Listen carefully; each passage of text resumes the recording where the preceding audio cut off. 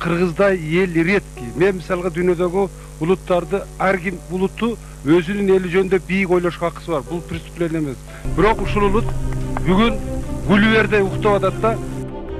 Ошол өлөр күнү ошо 6 февраль күнү анан Американын посолу келди. Посолдун орун басары келип, анан 8 саат жолугушуу болду. Ошо катуу. Америка Кыргызстанда демократия коркунучта деп. Анан Шекем аябай жалындуу сүйлөп, муну токтотпосок болбойт, Бекназарды бошотолу, 110 куш кетип атат деп жалындуу сүйлөдү.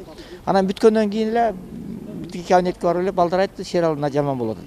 Карасам эле Шекем деп эле кетип барат, оозу сүйлөп. Шералы Назаркулов 17 жыл мурун Бишкектеги Айыл чарба министрлиги жайгашкан имараттын 7-кабатында мына ушул бөлмөдө ачкачылык жарыялап 22 күн дегенде каза болгон. Анткени ал Акаевдик режимге жана Үзөңгү куштун Кытайга берилишине каршы чыккандардын бири болгон.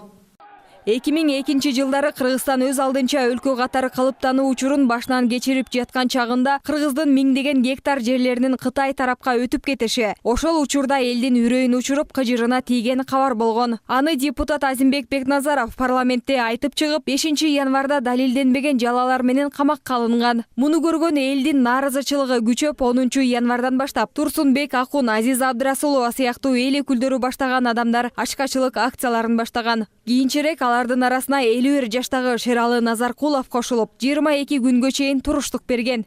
Мен колун ушалап багы неметип калдым, кан жүрбөй калды деп. Турсунбек Акун жүгүрүп келди. Жүгүрүп неметсе ошондо Турсунбек Акунга мен үй бүлөм сага аманат деди, карап кой деди. Анан бизди карап, балдар бекем тургула деди. Анан эле 3 жолу келме келтирди, оозун ачып кете берди ошону. Маркум ачкачылык акциясын 15 январда баштагандан 2 күн өтпөй жубайы аман эсен көз жарып уул төрөгөн. Маркум 50 жашында жалгыз уулду болуп, бирок аны да көрө албай калган. 17 жаштагы Азимбек учурда чыгармачылык менен алектенип, Борбордогу театрлардын биринде бийчи. Ал атасынын аты ыйгарылган номер 80 мектепте 11 класстын окуучусу. Акыркы жолу ошо 4 февралда көрдүм. Баягы курсактуу болгон, жакшынакай болгон жолдошумдун сөөгү эле калганын көрдүм да, ушунчалык арыктап, өңүнөн азып калган. Мен ушунчалык жаман неме болдум. Эмне үчүн ушундайга бардың десем, мен болбосо, мен баштабасам мындай ишти ким баштайт дедим. Атам Азимбек жакшы болсун, чоң бала болсун, жумуш иштесин, эме деп сурачу. Ошол кезде мамлекет башында Аскар Акаев туруп, премьер-министрдин милдетин Курманбек Бакиев аркалап турган. Саясий ачкачылык жарыялагандарды ошол учурдагы бийлик эч эле этибарга алган эмес. Ошентсе дагы дүйнөлүк уюмдардан жана чет элдин элчилери келип акыбалдарын сурап турушкан. Акаев уккусу келген жок, асмандап калды. Биз сыяктуу киши катары көргөн жок да. Мына ошондо Шералы айткан, Шералы мынтип айтчу.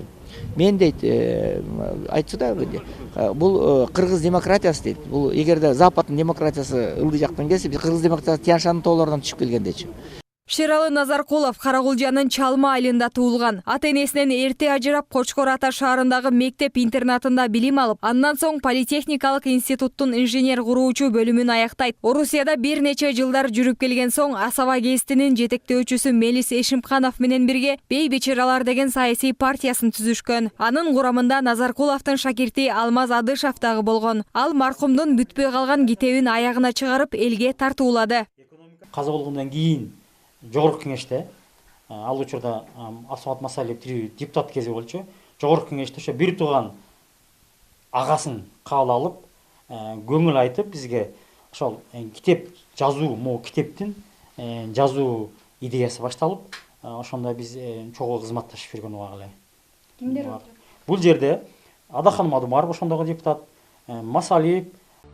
Шералы Назаркуловдун канаттуу ойлорунан жакыр элдин жакшы президенти болгуча, байды өлөттүү элдин жаман президенти бол. Жол башчы издебей, жол изде. Баланын көзүн карасаң, өз күнөөлөрүн көрүнөт. Өз бактыларынан өлкө башкаргандарга гана байлаган эл бактысыз эл. Улуттун келечеги үчүн күрөшкөн Шералы Назаркулов өлкөдөгү адам укуктарынын ченемсиз бузулушуна зейини кейип, бийликтин эл менен эсептешпеген өз билемдигине жаны ачыганын өлүмү аркылуу билдиргени менен журт эсинде түбөлүккө сакталат. Аяна Байтемирова, Шахрух Иминжанов, Ош Бирим жаңылыктары.